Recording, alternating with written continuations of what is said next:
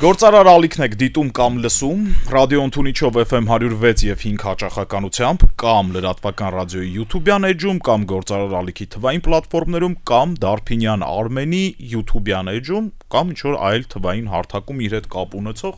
Դարփինյանի ժամն է, առաջին խոսափողի մոտ հաղորդման հեղինակն է, երկրորդ խոսափողի մոտ Դավիթ Խումարյանն է, ինչպես միշտ, բարև ձեզ։ Բարև ձեզ Դավիթ ջան, բարև ձեզ, ուրախ եմ ողջունելու բոլորին։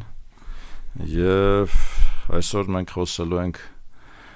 թե որտեղից է սկսվում հայրենիքը։ Վերջին տարիներին երևի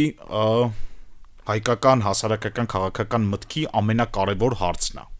Մենք պիտի ինչ-որ բանաձևում տանք դրան որպես ժողովուրդ։ Մենք տեղից էլ այդտեղ խնդիրներ ունենք, հաշվի առնելով առաջնային սփյուռքը, երկրորդային սփյուռքը, որը Հայաստանում է ծնվել, սփյուռքը, որ Արևմտյան Հայաստանում ծնվածների հետնորդներն են, որոնք շատ տարբեր սփյուռքերում են ապրում, սկսած եվրոպական սփյուռքից, չգիտեմ, Բեյրութ, Սիրիա, շատ լուրջ խնդիր է մեր համար, էլի։ Հսկայական տարողունակություն ունեցող խնդիր է։ Դավիթ ջան, ասացիր հասարակական քաղաքական մտքի մասին, հավաքական, այսպես ասած, ցավոք սրտի պիտի փաստենք, որ չկա այդ միտքը։ Շատ դժգոհ եմ ես մեր հասարակական քաղաքական մտքի այն օրաններից, որոնք պիտի որ ձևավորեին եւ ծնեին, մեծացնեին, գուրգուրեին այդ միտքը եւ տարածեին։ Ցավոք սրտի մենք չունենք, դա կարևորագույն խնդիրներից մեկն է իմ կարծիքով եւ նաեւ պետության կարևորագույն խնդիրներից մեկն է։ Այդ միտքը պիտի զարգացվի պետության հովանավորությամբ։ Չկա այդ գիտակցումը ցավոք սրտի, ակադեմիական ինստիտուտները շատ դժգույն վիճակում են, անկեղծ ասած, եւ այդ իմաստով իհարկե ձևավորման խնդիր կա։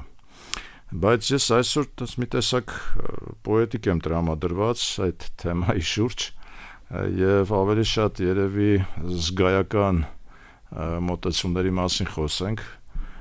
Իհարկե կանդրադառնանք նաեւ քաղաքական մոտեցումներին, քաղաքական ընկալումներին։ Բայց տեսեք, հայրենիքը որտեղից է սկսվում, երևի թե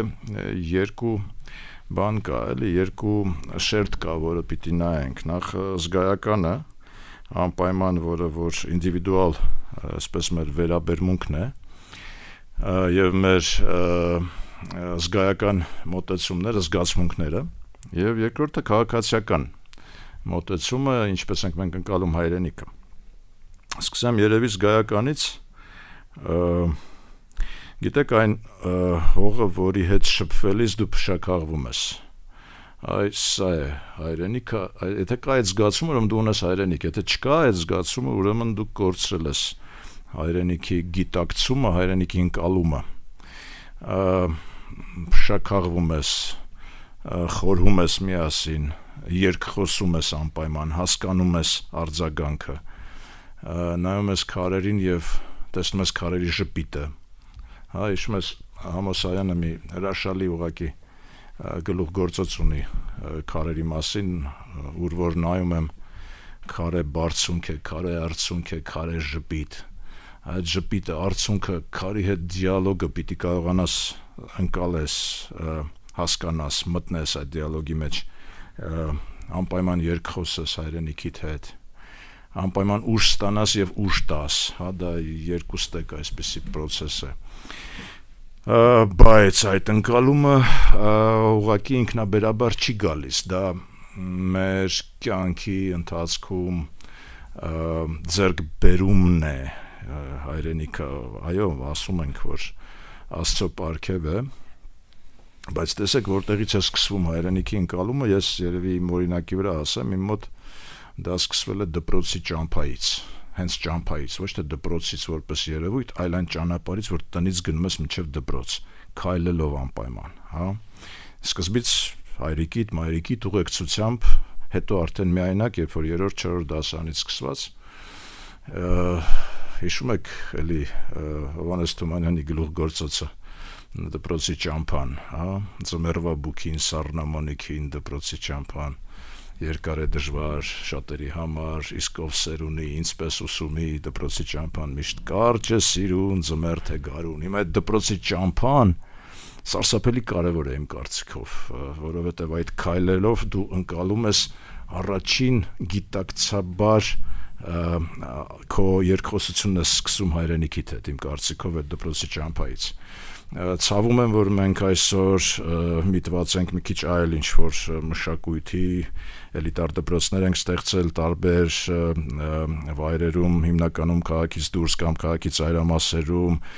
երեխաներին տանջելով առավոտյան նստեցնում ենք ինչ-որ ավտոբուսներ, տանում ենք ինչ-որ դպրոցներ, որպեսզի նրանք լավ կրթություն ստանան, բայց մենք երեխաներին զրկում ենք այդ առաջնային քայլերից, հայրենիքի հետ առաջնային շփումից, հայրենիքի գիտակցումից, հասկանում եք, իմ կարծիքով ցանկացած գիտելիք դա դիսկրետ երևույթ է, երբևիցե հնարավոր չէ ճարել գտնել այն դպրոցը, այն բուհը, այն հաստատությունը, որը քեզ կտա մեկ եւ ընդմիշտ քո կյանքի համար բոլոր գիտելիքները։ Չկա նման դպրոց, հասկանում եք, գիտելիքը միշտ կարելի է ձեռք բերել, երբ որ դու ունես գիտակցություն, որ դա քեզ անհրաժեշտ է։ Եվ ավելին lifelong learning գոյություն ունի անգլերեն տերմին է, այսինքն գիտելիքը ձեռք ես բերում ամբողջ կյանքիդ ընթացքում եւ այն պահին, երբ որ դու դադարում ես դա անել, դու դադարում ես ուղղակի human being, մարդ լինել, որը դու պիտի ձեռք բերես անընդհատ, հա, չկա այն դիսկրետ գիտելիքը, որը քեզ մեկ եւ ընդմիշտ տալիս է ինչ-որ դպրոց, ինչ-որ էլիտար դպրոց, լավագույն դպրոց եւ այլն, բայց դու հայրենիքը եթե ձեռք չես բերում, դա արդեն ընդմիշտ է, հավիտենական դու կորցնում ես, տեսեք, մի հսկայական պատառ այն ծնողները, որոնք իրենց երեխաներին ուղղորդում են դեպի այդ էլիտար դպրոցներ, իսկ դրանք բարեկեցության տեսանկյունից երևի ուրեմն մեր, այսպես ասած, ամենաբարեկեցիկ շերտն է։ Հեշտ չի ամեն այդ դպրոցները վճարովի են, դրանք էժան չեն եւ այլն եւ այլն։ Ես կարծում եմ, որ մեծագույն սխալ են գործում մեր այդ բարեկեցիկ ընտանիքների ծնողները, որոնք իրենց երեխաներին ուղղորդում են տանջում են, գիտեք, ասենք առավոտյան այդ ավտոբուսներով, այդ գազավորված, ուրեմն այդ խցանումներով, փողոցներով, այդ երեխան դպրոցի ճամփա հասկացությունը չունի, կամ իր համար այդ դպրոցի ճամփան ինչ-որ դժոխքային մի երևույթ է, կես ժամ, 45 րոպե, մի ժամ, գնում են, չգիտես ինչու, ծայրից ծայր եւ այլն, բացարձակապես անիմաստ գործողություն։ Իմ կարծիքով այդ իմաստով մեր ցանկացած դպրոց պիտի լինի էլիտար, մենք պիտի ձգտենք այդ էլիտարությանը, մենք պիտի հասնենք նրան, որ յուրաքանչյուր ծնող գիտակցի, որ դպրոցի ճամփան երեխայի համար դա հայրենիքի հետ առնչության առաջին քայլերն են, շատ կարևոր է։ Շատ կկարևորեի բակային մշակույթը, հայրենիքի հետ կկապեի անպայման, այն բակային մշակույթը, այն հարաբերությունները, որը դու ձեռք ես բերում քո բակում, այն թիմայնությունը բակային, հասկանում եք, այն իրար նկատմամբ պատկառանքի, հարգանքի վերաբերմունքը, հպարտությունը, որ դու պատկանելիություն ունես որոշակի բակային մշակույթի, սա եւս կորցրել ենք, տեսեք, բակերը ոչնչացել են, գոնե Երևան քաղաքում, ես վերջերս Գյումրիում էի, մեր բակային տարածքում էի, իմիջիայլոց վերարտադրեցի իմ այդ զգացումները դպրոցի ճամփայի տեսանկյունից, մեր այդ Խրուշովկայից, որտեղ ես իմ մանկությունն եմ անցկացրել մինչև 23 դպրոց, այդ ճանապարհը երևի կլիներ մի 300 մետր։ Դպրոցը հիմա չկա, երկրաշարժից հետո նա միաձուլվեց այլ դպրոցների, կարևոր չի, բայց այդ դպրոցի ճամփան մեկ անգամ եւս արդեն այսօրվա հասակում անցնելիս ես փշաքաղվեցի։ Ես հասկացա, որ իմ հայրենիքի զգացումը այդտեղից է սկսվել։ Հիմա անդրադառնամ բակային մշակույթին, տեսեք, կորցրել ենք բակերը, ասենք 5 մետր, 6 մետր, 10 մետր հեռավորության վրա շենքեր ենք սարքում, զրկում ենք երեխաներին այդ բակային մշակույթի էլեմենտներից, որը նույնպես հայրենիքի զգացումն է, հասկանում եք, մենք զրկում ենք եւս մի մեծ պատառ, ուղղակի գողանում ենք մենք երեխաներից եւ նոր սերունդներից, երբ որ զրկում ենք նրանց։ Նաեւ հմտություններից ենք զրկում տարական կոմունիկացիայի առաջնային։ Դա եւս ես դրան եւս կանդրադառնամ, տեսեք, բակային այդ թիմայնությունը ես հիշում եմ ինչպիսի հպարտությամբ յուրաքանչյուր բակ, ես խոսում եմ սովետական լենինականի մասին, յուրաքանչյուր բակ ուներ իր սպորտային անպայման ուրեմն տարածքը, անպայման ֆուտբոլի դաշտը, որը ձմեռը վերածվում էր ուրեմն լենինականյան բարբառով կատոկի, հասկանում եք, ձմեռը, այսինքն մենք ունենք տափողակով հոկեյի բակային թիմեր։ ինչպիսին էր մեր հպարտությունը, որ սովետական միության բակային առաջնությունում մեր տափողակով հոկեյի թիմը գրավելով Լենինականյան ուրեմն մրցավազքում, այսպես ասած, առաջին տեղը հանդես եկավ, կարծեմ Չեբոքսարիում էր, այդպես ասենք, ելույթ։ Ինչ որ մի Չեբոքսարիում, կարևոր չի, տեսեք, ուր է մեր բակային ֆուտբոլը։ Էլ չեմ ասում հոկեյ ընդհանրապես չկա, բայց ուր է մեր բակային ֆուտբոլը։ Մենք խոսում ենք ֆուտբոլային խնդիրներից, բայց իմ կարծիքով ֆուտբոլային խնդիրների լուծումը սկսվում է բակային ֆուտբոլից, բակային ֆուտբոլը սկսվում է բակից, էլեմենտար տարածքից, որը չկա, մենք զրկել ենք մեր երեխաներին Երևանում, սարսափելի վիճակ է, չէ։ Դա հանցագործություն է ուղղակի։ Երրորդը, որի վերաբերյալ կուզեի ասել, դա այդ հարաբերվելու մշակույթն է, համակեցության կանոնների, իրար հարգելու, իրար նկատմամբ պատկառանքի վերաբերմունքն է, հարևանություն անելու շնորհքն է, որից նույնպես կարծես թե մենք հիմա զրկվել ենք, լսեք։ Բացառությամբ այն բակերի, որտեղ դեռևս բեսեդկաները կան, որտեղ նարդի են խաղում մեծերը, հա։ Դա էլ, ասենք, այն մշակույթը չի երևի, որի մասին ես խոսում եմ, ես խոսում եմ այնուամենայնիվ իրար օգնության հասնելու, իրար ուրախությունը կիսելու, տխրությունը կիսելու մասին եմ խոսում, իրար նկատմամբ ուշադիր լինելու մասին եմ խոսում, հա, այդ մշակույթը եւս հարևանության տեսանկյունից մենք կորցրել ենք եւ իմ կարծիքով, քանի որ մենք դա կորցրել ենք մեր կենցաղային մակարդակում, մենք սկսել ենք կորցնել նաեւ պետական մակարդակով, որտեղ մենք հարևանություն անել պետության մակարդակով որպես երկիր նույնպես մեզ չի հաջողվել դա անել։ Անկամ եթե վերցնենք վրացիների դեպքը, որը եղբայրական ժողովուրդ են, եղբայրական երկիր է եւ մենք շատ ավելի հզոր հարևանություն կարող ենք ձևավորել իրենց հետ, շատ ավելի մտերմիկ, շատ ավելի զգայական նաեւ մեզ համար։ Ես մի քանի ամիս առաջ Թբիլիսիում լավ ընկերներ ունեմ այնտեղ իհարկե շրջում ենք ուղղակի Թբիլիսիով, խոսք գնաց Արամ Խաչատրյանի 120-ամյակի մասին, հարցրեցի, լսեք, նա Թիֆլիսից էր, չէ, ասենք ինչ-որ մի բան կա, որը հիշեցնում է Արամ Խաչատրյանի մասին, ասեցին ոչ։ Հետո հայտնվեցին Քոջորիում, որը Թբիլիսիի ուրեմն մերձակայքերից է, որը Թբիլիսի ադմինիստրատիվ բանի մեջ է, կառուցվածքի մեջ է մտնում, բայց առանձին վերցված ոնց որ ասենք ջրվեժն է, էլի, հա, այդպես Քոջորի է կոչվում։ Պարզվեց իր ծննդատեղը հենց այնտեղ է, Քոջորիում եմ։ Քոջորիում ուրեմն այնտեղ դե հիմնականում ամառանոցներ են, էլի, այնց բավական բարեկեցիկ կյանքով ապրող վրացիների տներն էին եւ որևէ հիշատակում չկար Արամ Խաչատրյանի մասին, հա։ Ինձ դա շատ մեծ մտահոգություն պատճառեց, որտեղ այդտեղ ես տեսա առաջին հերթին մեր խնդիրը եւ մեր հետ մեր ու վրացիների հետ հարևանություն անելու շնորհքի բացակայություն խնդիրը։ Լավ է, որ ես վերջերս ինչ-որ մի տախտակ այնուամենայնիվ փակցրեցին Թբիլիսիում, ես տեսա, որ բայց շատ մի 10 օր առաջ էր։ Մի քանի օր առաջ, իհարկե դա ողջունելի է, այսինքն միգուցե նաև ես գրառում եի արել Facebook-ում, միգուցե նաև դրա արձագանքն է, որ ինչ-որ մի բան արել են մեր կառավարության աշխատակազմի ղեկավարի մասնակցությամբ տեղի ունեցավ այդ տախտակի բացումը, բայց ես հարց եմ տալիս ինձ եւ ուրեմն բոլորին, արդյոք Արամ Խաչատրյանը ընդամենը մի հատ տախտակի է արժանի Թբիլիսիում, չէ՞ որ դա համաշխարհային մեծություն է, մի կողմ դնենք, որ ինքը հայ է, մի կողմ դնենք, որ հայ է, դա տարածք է, այսինքն Թբիլիսին պետք է հիմա հպարտանար, որ ունի Արամ Խաչատրյան, հա, մենք պիտի երևի թե զգացմունքը մենք պիտի գեներացնենք ինքներս, հա, ինքներս վրացիների հետ մեր հարաբերություններում, դա ուղղակի փոքր մի դրվագ է, իհարկե, ասենք Ես Թբիլիսիով զբոսնելիս տեսա բազմաթիվ շինություններ հայերի կողմից ստեղծված, արարած եւ իհարկե Վիկտոր Համբարձումյանի տախտակը տեսա նույնպես, ասենք, լավ զգացի ինձ, բայց նորից դա համաշխարհային մեծություն է, հասկանում եք։ Ուրեմն հարևանություն անելու շնորհքը, ինչ Իրանի հետ մենք Իրանը ընդհանրապես անհասկանալի է համար եւ հակառակը կարծում եմ։ Մենք հսկայական չէ, որ նաեւ քաղաքակրթական եւ ժառանգություն ունենք համատեղ եւ վերցանելու խնդիր ունենք եւ զարգացնելու խնդիր ունենք, հա, արդյոք մենք դա արել ենք, արդյոք մենք բարվոք հավուր պատշաճի ենք իրականացրել մեր հարևանությունը Իրանի հետ։ Ոչ։ նույն բանը դե հիմա Ռուսաստանը դրկից հարևան չէ, բայց էլի հարևան է, ում հետ որ հարևան է ենթադրենք, հա, բայց ես չեմ կարծում, որ անգամ հումանիտար տեսանկյունից մենք ուրեմն այդտեղ պատշաճ մակարդակով ենք պահել, մեզ ներկայացրել ենք պատշաճ մակարդակով մեր մշակույթը, մեր քաղաքակրթական արժեքները Ռուսաստանում եւ հակառակը, հա,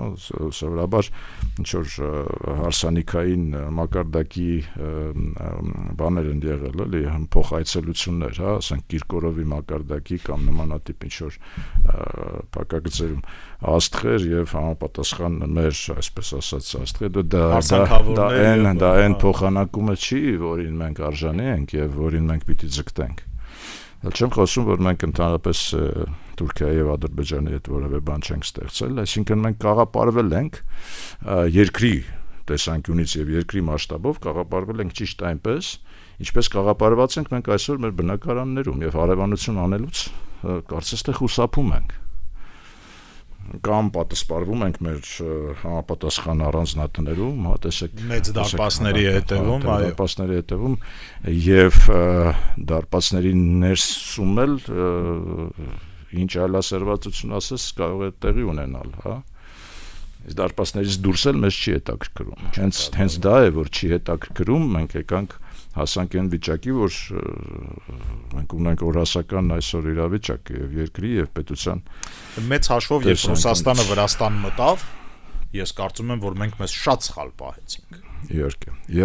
Իհարկե։ Մենք Վրաստանի ամենամոտ էմոցիոնալ տեսանկյունից ամենամոտ ժողովուրդն ենք եւ Ռուսաստանի ստրատեգիական դաշնակիցը։ Մենք անմիջապես անհապաղ պիտի ներկայանանք երկուսին էլ եւ ասենք stop, break եւ մենք ձեզ հորդորում ենք, մենք պատրաստ ենք միջնորդ հանդիսանալ եւ դուք պիտի այս հարցը լուծեք, որովհետեւ դա նաեւ մեզ է վերաբերում, չէ՞ որ այդ պատերազմի արդյունքում մենք զրկվեցինք երկաթգծային կապից Ռուսաստանի հետ։ Մենք հսկայական կորուստներ ունեցանք մեր տնտեսությունում դրա պատճառով, այո, հարևանություն անելու ունակության այդ հարևանությունը մենք չարեցինք, ունակության բացակայությունն է դա։ Սա մեզ համար խնդիր է, մեր սիրտը ցավում է վրաց ժողովրդի համար եւ ռուս ժողովրդի համար։ Դե ինչ որ նման պանցիկ բաներ ունեցանք, որևէ նշանակություն չունեցող եւ չդրսևորեցինք մեզ ինչպես այդպեսին։ Այնուհետև իհարկե շատ կարևոր է մայրը եւ օրորոցայինը, հա, ինչպիսի օրորոցային ենք լսում մենք մանկության ժամանակ եւ արդյոք մենք այդ հայրենիքի զգացումը մեր մայրերի միջոցով տալիս ենք մեր երեխաներին։ Ես կասեի, որ ոչ, որտեվ ինչ է մեր մայրերը այսօր շատ մայրեր են, որոնք տիրապետում են հայ հնադարյան օրորոցայիններին, օրորներին ես վերջերս բարեբախտություն ունեցա ինձ զայնագրություն ուղարկեց մեր հրաշալի սոպրանոներից մեկը Մագդան Մկրտչյան հին օրորներ էր զայնագրել գիտեք փշաքաղվում ես ուղակի լսելու ժամանակ եւ ես հասկացա որ մենք հսկայական գործ ունենք անելու մենք մեր հայ աղջիկներին հայ մայրերին կրթելու խնդիր ունենք նրանք պիտի տիրապետեն այդ օրորները որովհետեւ օրորի միջոցով հայրենիքի զգացումն ես դու ներարկում քո զավակի մեջ չենք արել դա, կորցրել ենք եւս մի պատառ ենք կորցնում այդտեղ, եթե մենք չենք տիրապետում դրան։ Ուսուցիչը շատ կարևոր է հայրենիքի գիտակցման տեսանկյունից յուրաքանչյուրիս կյանքում երևի եղել են նման մարդիկ ուսուցիչներ ոչ անպայման դպրոցական, չնայած դա էլ է շատ կարևոր, բայց ընդհանրապես կյանքի ուսուցիչներին, որոնց մենք բարեբախտաբար հանդիպել ենք եւ որոնք կարողացել են ոչ միայն ձևավորել, նաեւ ինչ որ տեղ նաեւ շտկել մեր պատկերացումները հայրենիքի մասին, հա։ Ինձ համար նման երևույթ էր իհարկե ակադեմիկոս իմ լավ ընկեր, մեծ մարդ Սերգեյ Ամբարձումյանը, որի կերպարը ինձ ուղղակի հուշեց, որ հայրենիքը դու պիտի ընկալես անպայման չծալվող ողնաշարով, այսինքն դու պիտի կանգնած լինես հայրենիքիդ ուրեմն մեջ տեղում, չծալես քո ողնաշարը, կարողանաս թիք ուրեմն հարաբերվես ցանկացած մեկի հետ, թե ընկերոջ եւ թե բարեկամի եւ թե թշնամու հետ քամիների դեմ առ դեմ նորից հզոր ձևով կանգուն ձևով կանգնած լինես եւ գիտեք այդ տեսանկյունից վերջերս հայ-ադրբեջանական հարաբերությունների վերաբերյալ ամենուրեք լսում ենք ինձ համար շատ ինչպես ասեմ ցավալի մի դրույթ, հա, որ պետք չէ գնալ բանակցությունների առանց միջնորդի, պետք է որ ինչ-որ մեկը լինի անպայման։ Դե լսեք, մենք մեր արժանապատվությամբ պիտի դուրս գանք ցանկացած մեկի դեմ։ Լինի ադրբեջանցի, լինի թուրք, թե լինի ով ուզում է լինի։ Ինչ է նշանակում, մենք պիտի անպայման ռուսին կամ ամերիկացուն մեր մեջքի հետևին ունենանք, որպեսզի գնանք հարաբերվելու համար մեր թշնամիների հետ, թեկուզ եւ ոչ, մենք կանգուն պիտի կանգնած լինենք, գնանք եւ մեր արժանապատվությամբ հարաբերվենք նրանց հետ։ Չեմ տեսնում ես այդտեղ խնդրեմ։ Հասկանում եք, լինի դա այսօր ադրբեջանցի, վաղը թուրք, մյուս օրը ով ուզում է լինի։ Եվ իհարկե գոյություն ունի մեր քաղաքացիական վերաբերմունքը հայրենիքին վերջերս ես ռուսական աղբյուրներից տեսա մի շատ հետաքրքիր վերնագիր ուրեմն մեր հեռավոր արևելքում Վլադիվոստոկում Ռուսաստանը մշտապես իրականացնում է ռեգուլար ուրեմն տնտեսական ֆորում, հա, նախագահների մասնակցությամբ բավական խոշոր իրադարձություն է։ Եվ այդ ֆորումի ուրեմն վերնագիրը հետևյալն էր. Դալնի Վոստոկ это место, где начинается Россия։ Հասկանում եք։ Այսինքն ինչ էր սա շեշտադրում էր, որովհետև պետության համար այսօր կարևոր է, որ հեռավոր արևելքը ռուսական ուրեմն զարգանա։ Եվ դա է այն կետը, որտեղ սկսվում է Ռուսաստանը։ Ես միանգամից ուրեմն բան արեցի, հարաբերեցի դա մեր հայկական իրողության հետ եւ հասկացա, որ մենք պիտի հիմա ձևավորենք Սյունիքը, Զանգեզուրը, դա այն կետն է, որտեղ սկսվում է Հայաստանը։ Աստված վկա դուք սկսեցիք բարդ բաներից խոսել։ Հաղորդման առաջին հատվածը պոետիկ է։ Այնքան գեղեցիկ երևույթներ էիք նկարագրում, կարծես ավելի ջերմացավ տաղավարը, որը ես շատ եմ սիրում, էլ ավելի ջերմացավ, էլ ավելի սիրեցի տաղավարը։ Նախորդ անգամ մեր հասարակության մեջ հայրենի եզերքը բանաձևելու դիսկուրսը կարծում եմ 15 կամ 16 թվականին էր, երբ Սերժ Սարգսյանը հայտարարեց, որ Աղդամը ամենևին իր հայրենիքը չի։ Կուզեմ սրա մասին խոսենք եւ նաեւ խոսենք մի ուրիշ երևույթի մասին։ Առաջին Արցախյան պատերազմին Սփյուռքից շատ քիչ մարդ եկավ այդ Աղդամի համար պատերազմելու, բայց նրանք էլ, որոնք եկան ու որոնք ընկան փառք ու պատիվ բոլոր նահատակներին, իրանք առանց Հայաստանի Հանրապետությունում դպրոցի ճամփան անցնելու ընկալեցին այս տարածքը որպես իրենց հայրենիք։ Շատ քչերը 13 հոգի է եղել, դա պաշտոնապես արձանագրված։ Նախ ինչի տենց, այդ էլ քննարկենք, էլ ինչի տենց կատաստրոֆիկ։ Ուրեմն իրենց հայրենիքը չեն ընկալել որպես։ Մենք դրա մասին խոսել ենք, ես կարծում եմ, որ եթե Վանի համար, Մուշի համար լիներ այդ պատերազմը, շատ ավելի մեծ թվով մարդիկ կմասնակցեին, որոնք թեկուզ եւ պատմական հիշողություն ունեն իրենց հայրենիքի վերաբերյալ եւ մասին։ Բայց Աղդամը Սերժ Սարգսյանի հայրենիքը չէ, ես էլ եմ դժվարությամբ ընկալում Աղդամը որպես հայրենիք կասկածում։ Սերունդների տարբերություն կա։ Օրինակ ես Աղդամում եղել եմ առաջին անգամ 16 տարեկանում։ Բարձր դպրոցական երևույթ է, բարձր դպրոցական տարիքում։ Ու մեր սերնդի մոտ ընկալում կար, այ ինչը քո դիրքապահ զինվորի մեջքի հետևում է, այդ քո հայրենիքն է։ Դա գիտեք, հայրենիքը այստեղ գալիս ենք եւս դի քաղաքացիական ընկալման ուրեմն ընկալմանը։ Հայրենիքը այն վայրն է, այն տեղն է, այն կետն է, այն տարածքն է, որը դու պատրաստ ես շենացնելու, որտեղ դու արարում ես, որտեղ դու ստեղծում ես, ստեղծարար աշխատանքով ես զբաղված, որտեղ քո աշխատավոր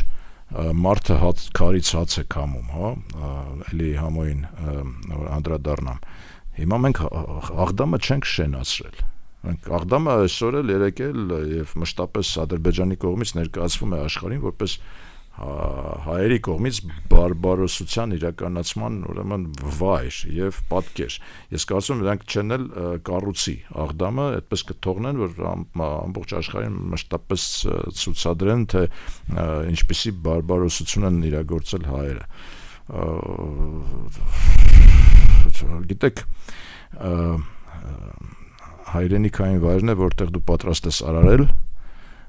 որտեղ դու այդ դիսկուրսի մեջ ես մտնում բնության հետ։ Հայրենիքը դա այն վայրն է, որը դու պատրաստ ես պաշտպանել քո կյանքի գնով, ոչ թե այն վայրն է, որը գտնվում է քո զինվորի հետևում, որտեղ քո զինվորը հայտնվել է այնտեղ, որովհետև մենք գրավել ենք այդ տարածքները։ Մենք միշտ ազատագրել ենք, մենք երբեք ոչինչ չենք գրավել։ Շատ լավ։ Ազատագրել ենք, ուրեմն գրավել ենք։ Ինչի եմ սրա մասին խոսում, որովհետև տեսեք, այդ դիսկուրսը ի վերջո բերում է նրան, որ 21 թվականին ընտրություններից առաջ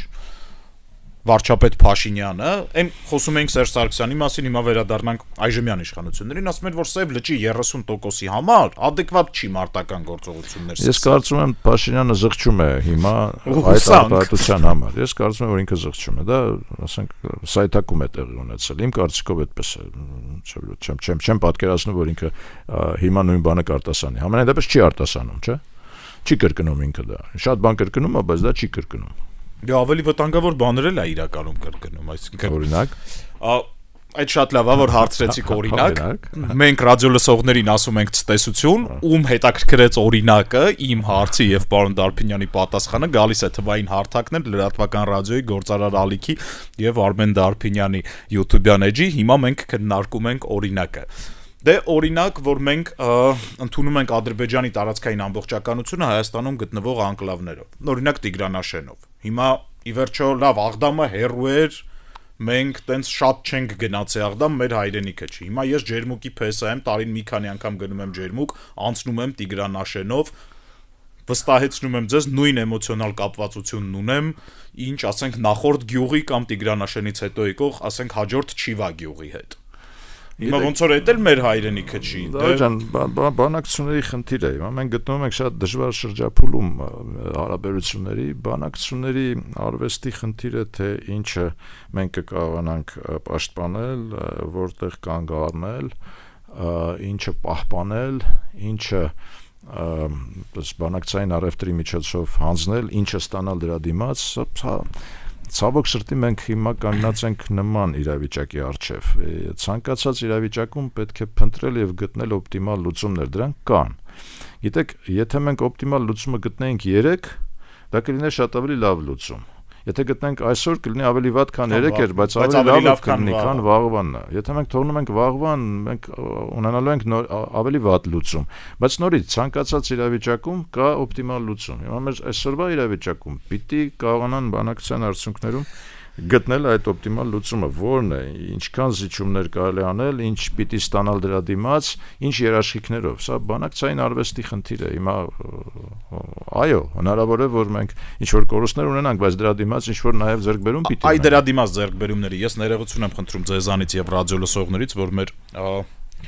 ավելի փիլիսոփայական զրույցը իջացնում եմ գետնին, բայց էլի հայրենիքի ընկալման մասին։ Դուք երբևէ Արցվաշենում եղել եք, առիթ ունեցել եք։ Ոչ։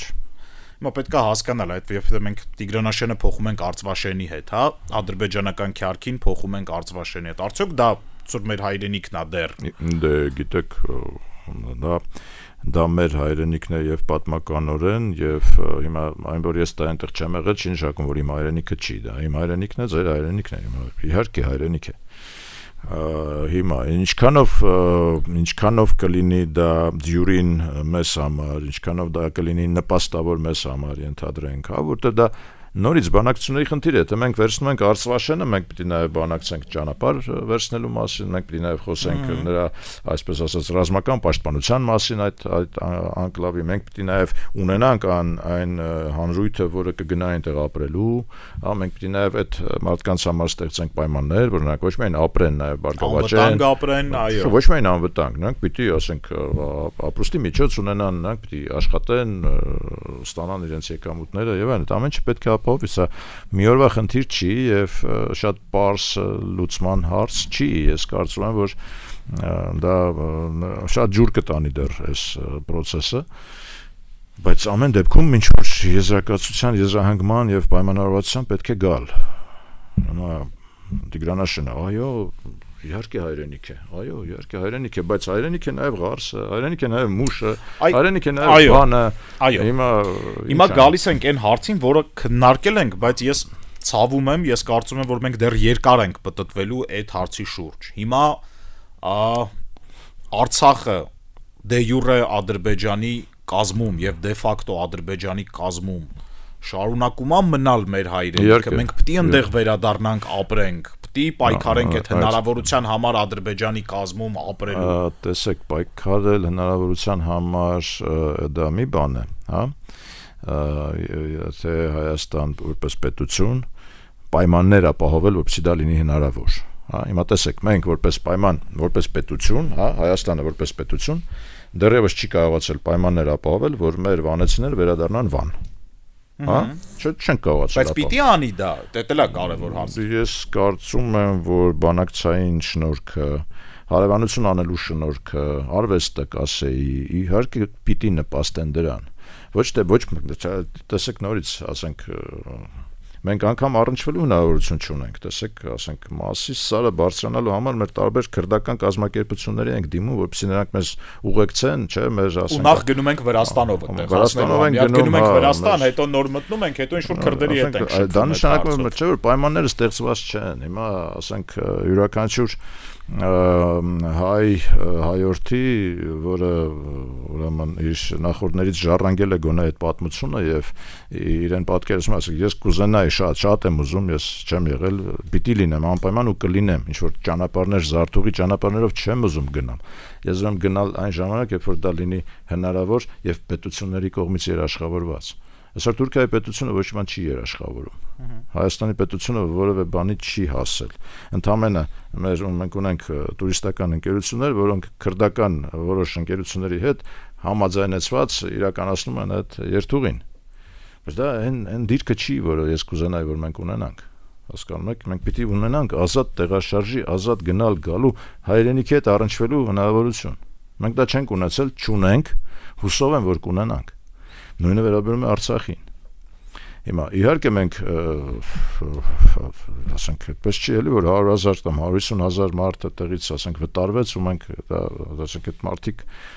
ոչ թե մարդկանց իրավունքը, իմ իրավունքը, ձեր իրավունքը, մեր բոլորիս իրավունքը։ Այսինքն այդտեղ տարանջատումն էլ է սխալ, որ այս մարդը Արցախցի է, իսկ այս մարդը ասենք իսկ ես Արցախցի չեմ։ Չէ, մեր իրավունքը այդ մեր հայրենիքի հայկական ժառանգության հետ ազատ առնչվելու իրավունքը։ Հասկանում եք, մի բան է դա ինչ պետության սահմանների ներսում է գտնվում, դա մի հարց է։ Երկրորդ հարցն է, որ ես իմ հայրենիքի հետ առնչվելու հնարավորություն պիտի ունենամ, թե ոչ։ Իհարկե պիտի ունենամ։ Եվ դա արդեն պետության խնդիրն է, պետության դիվանագիտական, ռազմավարական հնարավորությունների խնդիրն է։ Հուսով եմ, որ մենք դա գիտակցում ենք, հուսով եմ, որ պետությունը այդ խնդիրը կվերցնի իր ուսերին եւ կտանի առաջ։ Ամեն դեպքում տեսեք հիմա իհարկե մեր արցախցի մեր հայրենակիցները ինչ որ ձևով կազմակերպվում են երեք կարծեմ ինչ որ հայտարարություն եղավ բոլոր կուսակցությունների որ իրենք պահանջում են իրենց իրավունքների վերականգնում լավ են անում ճիշտ են անում որովհետև իրենք զրկվել են իրենց հենց բնակավայրերից հա իրենց հասցեներից իրենց հողերից որը իրենք դարավոր ուրեմն տեսանկյունից մշակել են աշխատել են այդ հողը հենց իրենցն է հենց արարել են այդ հողի վրա հա հենց այն բանն է երևույթն է որի մասին ես ասացի հայրենիքը դա այն տեղն է այն վայրն է այն տարածքն է որտեղ դու արարում ես հիմա այդ մարդիկ իրենց գերդաստաններով արարել են երկար ժամանակ եւ նրանք իհարկե ունեն այդ իրավունքը իրենց մասնավոր իրավունքը բայց ես նաեւ որպես հայ ունեմ եւ պիտի ունենամ այդ իրավունքը իմ հայրենիքի հետ առնչվելու։ Մի հատ դժվար հարց տամ, բայց նախապես ասեմ, որ 5 րոպե ունենք։ Այո, խնդրեմ։ Սենց մի հատ պատկեր եղավ։ Մենք ձեռք բերեցինք Արցախը, բայց ինքը չդառավ համայն հայության հայրենիքը։ Իրանք կորցրեցին Արցախը, բայց իրանց համար այդ մնաց հայրենիք ու այդ ակնհայտ երևում էր, որ տենց է։ որովհետև ստատիստիկայով Հայաստանի բնակչության 6%-ն է եղել Արցախում, ընդամենը, որից 4%-ը, եթե ես չեմ սխալվում, կամ զինվորական ծառայություն է անցել, կամ գնացել է երթման արարողության։ Այսինքն, ինչ-որ դրա հետ կապված ու ինչ-որ իմ եւ ձեր նման մարդիկ, որոնք որ գնացել են Արցախ, որտեղ համարել են, որ դա իրենց հայրենիքի մի մասն է։ Այսինքն, փաստացի լինելով Հայաստանի Հանրապետության մի մաս, ինքը չդառավ հայերի հայրենիքի մի մասը։ Իսկ ադրբեջանցիները չունենալով Արցախը կարեցան սերունդներին փոխանցել ու ուժեղացնել այդ զգացումը։ Ես արձագանք եմ հետևյալ կերպ, էլի, դուք ասացիք, ասենք 4% թե քանի տոկոսն է եղել Արցախում, նույն տոկոսն էլ եղել է Գորիսում։ Այո, հասկանում եք։ Հա, վստահաբար, այսինքն դա խնդիրը մենակ Արցախի մեջ չի, նույն տոկոսն էլ եղել է Սիսիանում, այսինքն մենք այս խնդիրը համահայկական խնդիր ունենք, համապետական խնդիր ունենք։ Այդ էլ է, չէ, հայրենիքի ընկալման հարցը։ Իհարկե հայրենիքի ընկալման հարցը, մենք բոլոր դպրոցականներին, երևանցի դպրոցականներին պարտավոր ենք տանել բոլոր անկյունները Հայաստանի։ Դրա վրա պետք է միջոցներ չխնայենք, որ իրենք գիտակցեն իրենց հայրենիքը որն է, հա։ Հիմա Արցախի նկատմամբ վերաբերմունքը չառանձնացնենք Գորիսի կամ Սիսիանի մնացած մարզերի, այո։ Չառանձնացնենք Գյումրիում շատերն են եղել։ Դե նոր սկսել են գնալ, հա։ Գնում են հաճույք ստանալու, որովհետև հասկացան, որ քաղաքի մշակույթը այնտեղ է մնացել, որովհետև կորցրել եք երևանցիները այդ ամեն ինչը։ Հիմա գնում եք այնտեղ այդ քաղաքի համոհոթը ստանալու համար, չէ, գնում եք հաճույքի համար, չէ, գնում ընկալելու համար հայրենիքը։ Բայց մենք դպրոցական հասակից պարտավոր ենք տանել, դրա վրա միջոց չի կարելի խնայել, չեն կարել, հիմա էլ չենք անում։ Ու ինքը շատ թանկ բան չի, էլի, իմ համար անհասկանալի է, ինչի չեն անում։ Մեծ հաշվով մեծ ծախս չի, էլի, այդ ինչա։ Անպայման պետք է տանենք, անպայման պետք է դա պիտի լինի դպրոցական ծրագրի անբաժանելի մասը, ուղղակի հայրենիքի հետ ծանոթանալը։ Հիմա այդպես չի, այսինքն Արցախի խնդիրը առանձին չէր, որ մենք ասենք չենք այցելում Արցախ կամ քչերն են եղել Արցախում։ Բայց ես կվիճարկեի, որ բանը Ադրբեջանը որպես հայրենիք վերադարձրեց Արցախը։ Ոչ, նրանք վերադարձրեցին որպես տարածք, ոչ թե որպես հայրենիք։ Իհարկե, ես չեմ խոսում, ասենք, այդ այսպես կոչված գրավյալ տարածքների մասին, որտեղ այո, իրենց ունեն այդ հայրենիքի զգացում ունեն, ասենք, Ֆիզուլին, Զանգելանը եւ այլն, նրանք ասենք այնտեղ բնակիչներ կան, որոնք որ իսկապես գետոյացված վիճակում ձեր թույլտվությամբ ես ընդգծեմ, որ FM 106.5-ում դրանք ազատագրված տարածքներ են, բայց քանի որ սա ազատ խոսքի հարթակն է, պարոն Դարբինյանը անվանում է այնպես, ինչպես ինքը ճիշտ է գտնում։ Ես գտնում եմ, որ մենք դա չենք էլ թաքցնում, որ գրաված է։ Ձեր իրավունքն է։ Չէ, մեր պետությունը չի էլ թաքցրել, որ դա գրաված տարածք է։ Չի թաքցրել դա։ Բոլոր բանակցություններում պետությունն ասում է մենք պատրաստ ենք սա վերադարձնել։ Քիչ խելք ունենալուց է պետության։ Չէ, հիմա ասենք պետությունը այդպես է ընկալել, այդպես է եղել մոտեցումը, այդպես էլ մնացել է մոտեցումը։ Հիմա էլ ավելի բան սաստկացել այդ մոտեցումը։ Այսինքն պետությունը միշտ ասել է, որ մենք պատրաստ ենք գրավյալ տարածքները հետ տալ, դուք Ղարաբաղին տվեք կարգավիճակ։ Սա եղել մեր բանակցային ամբողջ բանը 20 տարվա թե 30 տարվա ամբողջ ընթացքը։ Հիմա այո, նրանք դիտարկել են դա որպես տարածք, նրանք դիտարկել են որպես թյուրքական ընդհանուր շահերի, այսպես ասած, եւ արժանապատվության խնդիր, որոնք պիտի վերադարձնեն եւ իրենք միշտ զարմանքով են նայել այդ ամեն ինչին, գիտեք, ասենք, իրենք համարել են, որ հայերը եւ Հայաստանը չունի այն ներուժը, որ կարողանա տարածք գրավել, որովհետև այսօրվա աշխարհում անգամ միջուկային երկրները իրենց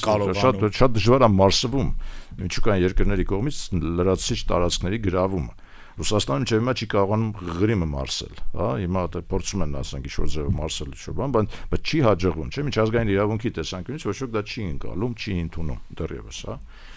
Այնպես որ թուրքերը ամբողջ աշխարհին այո մշտապես նրանք թմկահարել են որ ինչպես կարելի է ոնց կարող են հայերը տարածք գրավել Հայաստանը որպես երկիր ուրեմն կարող է ուրեմն նվաճողական նման քաղաքականություն տանել եւ աշխարհը պիտի լուր մնա այս ամեն ինչի հարցում նրանք թուրքական ընդհանուր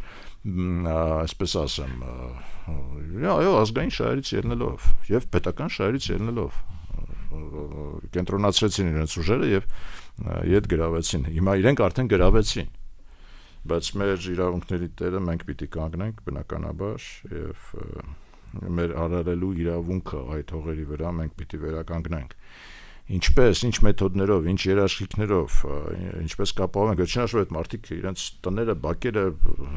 ամեն ինչն են թողել, չէ՞, այնտեղ, ասենք, մի փոքր մեքենայով ամբողջ ընտանիքը լցված ուղակի լքել է տարածքը փախ վիճակով։ Իդեպ ես կարծում եմ, որ մեր իրավաբանները այստեղ աշխատանք ունեն անելու, ես կարծում եմ, որ անգամ սա կարելի է վերագրել գենոցիդալ գործողությունների, հա, այսինքն ստեղծվել են պայմաններ, որոնց առկայության պարագայում ժողովուրդը համարել է, որ այնտեղ ապրելու հնարավորություն չկա, հա, արդյոք այդ պայմանները ստեղծողը գենոցիդալ գործողություն չի կատարել։ Մենք այստեղ պիտի պայքարենք իրավունքների համար, այդ մարդիկ իրավունքներ ունեն վերադառնալու բնականաբար, բայց ես նորից եմ կրկնում, միայն իրենց իրավունքը չէ, իմ իրավունքն էլ է, որպես հայրենիք ընկալելու եւ հարաբերվելու, ճիշտ այնպես, ինչպես իմ իրավունքն է մուշի հետ հարաբերվելու, հասկանում եք, որը մենք կորցրել ենք արդեն առավել քան 1 դար։ Սիրելի ռադիո լսողներ, մի փոքր շատ լավ սկսեցինք դրական ու շատ բարդ ավարտում ենք Դարփինյանի ժամը, բայց ես կարծում եմ, որ մտածելու շատ բան կա այս ուղղությամբ, ի սկզբանե ամեն մարդ պետք է հասկանա, թե իր ընկալումը որն է հայրենիքի, ոնց է դա հնարավոր։ Դարփինյանի ժամն էր գործարար ալիքի եթերում, շարունակեք լսել FM 106 եւ 5-ը, մենք կհանդիպենք հաջորդ շաբաթ այսօր այսքանը։